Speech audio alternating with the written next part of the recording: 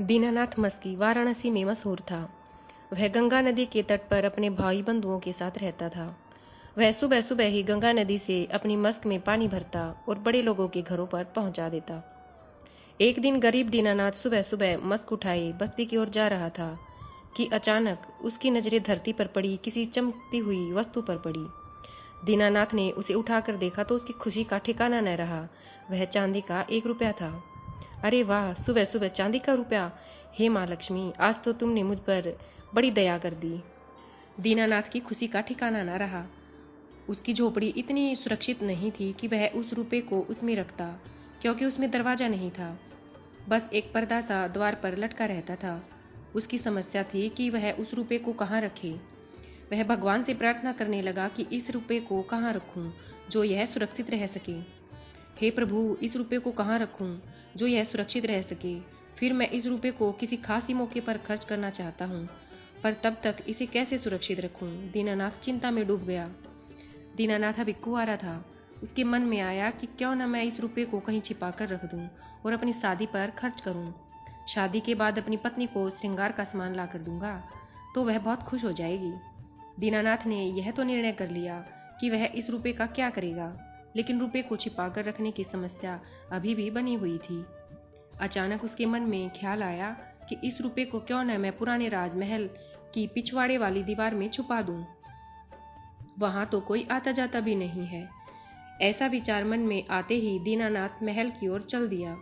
पुराना महल नगर से काफी दूर था। वहां अब कोई रहता भी नहीं था। दीनानाथ महल के पिछवाड़े पहुंचा। एक जगह से दीवार टूटी हुई थी। दीनानाथ ने 1-2 ईंटें हटाई और रुपये को कपड़े में लपेटकर खड्डे में रख दिया। जो ईंटें हटाई थी उन्हें वैसे ही लगा दिया ताकि रुपया किसी को दिखाई न दे। दीनानाथ चांदी का रुपया पाकर समझ रहा था कि अब वह बहुत अमीर हो गया। अब उसे अपनी शादी का इंतजार था कि कब शादी हो और उस रुपये को निकालकर खर्च करे। तभी अचानक दीनानाथ की आंखों के सामने श्यामू धोबी की बेटी कमली का चेहरा दिखाई देने लगा। वह मन ही मन कमली को बहुत चाहता था और उससे शादी भी करना चाहता था, लेकिन श्यामू काका से बात नहीं कर पाता था। उसने सोचा क्यों न लाला घनश्याम पंसारी की मार्फत बात करके आगे बढ़ाई जाए। यह ख्याल मन में आते ही वह उल्टे पैर लाला पंसारी की दुकान की ओर चल दिया। राम राम लाला। कहो दीनानाथ, आज सुबह सुबह यहाँ कैसे? काम धंधे पर नहीं गया क्या? अब क्या बताऊं लाला जी, इस चौका बर्तन से फुर्सत मिले तो काम धंधे की बात सोचे। अब तो मन में आता है कि तुम्हारा कहा मान ही लूं। चौका बर्तन से फुर्सत पाऊंगा तो मन लगाकर काम भी करूंगा। मेरी कौन सी बात? लाला चौंक कर बोला। अरे वो ही शादी की बात। तुम कह रहे थे कि अब शादी कर लेनी चाहिए। अच्छा अच्छा, शादी? अरे तू हाँ करे तो श्यामू से आज ही बात करूं। कई बार कह चुका है कि लाला कोई अच्छा सा मेहनती लड़का बताओ। और फिर लाला घनश्याम ने श्यामू धोबी से बात करके उसकी बेटी कमली से दीनानाथ की बात पक्की करवा दी। अगले ही दिन दोनों की शादी हो गई। शादी के बाद पति पत्नी खुशी खुशी अपने दिन गुजारने लगे। शादी के बाद दीनानाथ कमली के प्यार में रुपए के बारे में भी भूल गया। वह काम पर जाता और जो कमा कर लाता वह कमली को दे देता। आषाढ़ के महीने में गंगा तट पर हर साल मेला लगता था। एक दिन कमली ने दीनानाथ से बड़े प्यार से कहा, सुनो जी, क्या मेला घुमाने नहीं ले चलोगे? कमली की बात सुनकर दीनानाथ गहरी सोच में डूब गया कि आखिर मेला घुमाने के लिए पैसा कहाँ से लाऊं। अरे, अचानक दीनानाथ खुशी से उछल पड़ा। उसे एकदम उस रुपये की याद आ गई जो शादी के कुछ ही दिनों पहले वह पुराने राजमहल की दीवार में छिपा कर आया था। उस रुपये को पाकर ही उसके मन में शादी का विचार आया था। वह कमली को गोद में उठाकर नाचने लगा। वह बोली, अरे अरे, क्या कर रही हो? छोड़ो मुझे। अभी तो मेला जाने के नाम पर गहरी चिंता में डूब गए थे और अब ऐसी खुशी से नाच रहे हो जैसे तुम्हारे हाथ कोई खजाना लग गया हो। यही समझ ले कमली।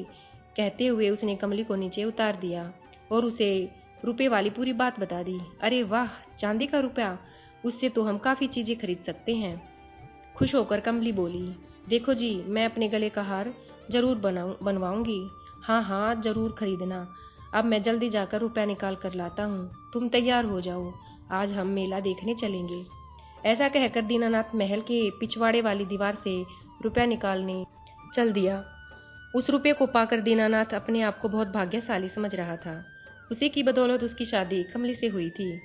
उसके लिए वो सारी दुनिया की दौलत एक तरफ थी और वह 1 रुपया एक तरफ। दीनानाथ तेजी से पुराने महल की ओर भागा जा रहा था। जिस सड़क पर वह भागा जा रहा था वह जंगल में बने पुराने महल की ओर जा रही थी। वहीं एक और नया राजमहल था। जिस समय दीनानाथ भागा जा रहा था उस समय महाराज मंत्रियों के साथ राजमहल की छत पर खड़े थे। अचानक उनकी निगाह दीनानाथ पर पड़ी तो हैरान होकर बोले कि यह पसीने से तरबतर यह युवक भरी दोपहरी में न जाने कहाँ भागा जा रहा है, वह भी जंगल वाले रास्ते पर। मंत्री जी, जी महाराज, उस युवक को देख रहे हो जो भरी दोपहरी में पसीने से तरबतर जंगल की ओर भागा जा रहा है? जी महाराज, देख रहा हूँ। इसे फौरन पकड़कर हमारे सामने पेश करो। जंगल की ओर भागे जाने को इसका अवश्य ही कोई खास कारण है। हम जानना चाहते हैं यह इस तरह बदहवासा क्यों भागा जा रहा है। अपनी प्रजा के सुख दुख का ख्याल रखना हमारा धर्म है। जो आज्ञा महाराज। मंत्री ने तुरंत सिपाहियों को आदेश दिया और कुछ ही देर में सिपाही दीनानाथ को पकड़कर लाए, महाराज के सामने पेश कर दिया। डरा हुआ दीनानाथ हाथ जोड़े महाराज के सामने खड़ा था। नौजवान, तुम कौन हो और इस प्रकार चिलचिलाती धूप में बेतहाशा कहाँ भागे जा रहे हो? महाराज, मेरा नाम दीनानाथ है। मैं एक भिश्ती हूँ। मैं एक बड़े ही जरूरी काम से जा रहा था। तुम्हारा वह जरूरी काम क्या है जिसके आगे तुम्हें धूप छाँव की भी परवाह नहीं है? महाराज, बात यह है कि पुराने महल के पिछवाड़े वाली दीवार में मैंने अपना खजाना छिपाया हुआ है। आज अपनी पत्नी को सावन का मेला घुमाने के लिए मैं अपना वही खजाना निकालने जा रहा हूँ। खजाना? महाराज चौंके। जी महाराज, कितना खजाना है तुम्हारे पास जो इस कदर तुम भागे जा रहे हो? महाराज ने हैरानी से पूछा। क्या 8-10 हजार मोहरे हैं? नहीं महाराज, 1500? इतना भी नहीं महाराज, दीनानाथ बोला। मेरा खजाना तो सिर्फ चांदी का एक सिक्का है। क्या? महाराज पुनः चौंके। केवल चांदी का एक सिक्का? जी महाराज, वही मेरा खजाना है जिसे मैंने काफी दिनों से संजोकर रखा हुआ है। महाराज हैरानी से दीनानाथ की ओर देख रहे थे। दीनानाथ के भोलेपन को देखकर उन्हें उस पर दया आने लगी। दीनानाथ कहे जा रहा था कि उस सिक्के से ही मैं अपनी पत्नी को मेला दिखाकर खुश कर दूंगा। महाराज, मेरी पत्नी के सिवा तो मेरा इस दुनिया में कोई है भी नहीं। ऐसी बात है तो हम तुम्हें अपने खजाने से चांदी का एक सिक्का दिला देते हैं। उसे लेकर तुम घर चले जाओ, अपनी पत्नी को मेला घुमाने ले जाओ। उसे एक सिक्के के लिए इतनी चिलचिलाती धूप में जाने से क्या लाभ? महाराज, आप मुझ गरीब को 1 रुपया देकर मेहरबानी कर रहे हैं।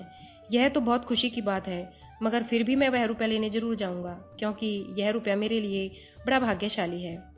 महाराज ने कहा, हम राजा हैं और तुम हमारी प्रजा, इसलिए अपनी प्रजा के दुख सुख का ख्याल रखना हमारा कर्तव्य है। तुम्हें चांदी का एक सिक्का कम लगता है तो हम तुम्हें 2 सिक्के दिलवा देते हैं, लेकिन तुम इस तपती दोपहरी में जंगल की ओर मत जाओ। महाराज, आप हमारे अन्नदाता हैं, आप कृपा कर दो। आप जो देंगे मैं खुशी खुशी स्वीकार कर लूंगा। लेकिन क्या? मैं अपना वह रुपया लेने जंगल में अवश्य जाऊंगा। यदि हम तुम्हें 100 मोहरे दे तो क्या तब भी? हाँ महाराज, तब भी। महाराज बोले, तुम बहुत जिद्दी और बेवकूफ हो जो 100 मोहरे लेकर भी अपना सिक्का छोड़ने को तैयार नहीं। आखिर उस सिक्के में ऐसी क्या विशेषता है जो तुम 100 मोहरे के बदले भी उसे छोड़ने को तैयार नहीं हो? मैं आपको बता चुका हूँ महाराज, मेरे लिए वह सिक्का बड़ा भाग्यशाली है। उस सिक्के की बदौलत ही मैंने शादी की। मुझे कमली जैसी सुंदर और सुशील पत्नी मिली, इसलिए महाराज वह सिक्का मेरे लिए बहुत कीमती है। महाराज ने सोचा कि यह युवक दृढ़ निश्चयी है, मगर है ईमानदार है या लालची है, इसकी परीक्षा तो कर लेनी चाहिए। अतः वह बोले, दीनानाथ, यदि हम तुम्हें 1000 मोहरे दें तो क्या तब भी तुम उस रुपये को लेने जाओगे? हाँ महाराज, उस रुपये को तो मैं अवश्य लेने जाऊंगा क्योंकि वह रुपया मैंने अपनी पत्नी पर ही खर्च करने का निर्णय लेकर छिपाया था। अब उसी रुपये से मैं उसे मेला घुमाऊंगा। हम तुम्हें उस रुपये से 1000 गुना अधिक धन दे रहे हैं तो तुम उस रुपये का लालच क्यों नहीं छोड़ते? महाराज, आप मुझे क्षमा करें। यदि मैं अधिक धन के लालच में उस रुपये का मोह छोड़ दूंगा तो जीवन भर मेरी आत्मा पर एक बोझ सा बना रहेगा। एक ओर दीनानाथ अपनी हट पर कायम था, दूसरी ओर महाराज अपनी हट पर कायम थे कि चाहे कितनी भी भारी कीमत क्यों ना चुकानी पड़े, लेकिन इस युवक को वह रुपया लेने जाने नहीं दूंगा। यह सोचकर महाराज बोले, देखो दीनानाथ, यह हमारी जिद है कि हम तुम्हें रुपया लेने नहीं जाने देंगे। इसके बदले हम तुम्हें मुंह मांगी दौलत देने को तैयार हैं। वह बोला, अधिक धन दौलत इंसान की बुद्धि भ्रष्ट कर देती है महाराज। मैं तो मेहनती इंसान हूँ, हम लोगों को तो पेट भरने लायक धन मिल जाए वही बहुत है। आपकी बेशुमार दौलत भी मुझे वह खुशी नहीं दे सकती जो खुशी उस रुपये को पाकर मुझे हासिल होगी। हम तुम्हारे विचार जानकर बहुत खुश हुए दीनानाथ। तुम लालची नहीं हो, तुम जैसे नौजवान जिस राज्य में हो वह राज्य अवश्य ही उन्नति करता है। हम खुश होकर तुम्हें अपना राज्य का आधा भाग इनाम में देते हैं, मगर शर्त वही है कि तुम वह रुपया लेने नहीं जाओगे। ओह, दीनानाथ समझ गया कि महाराज जिद पड़ गए हैं।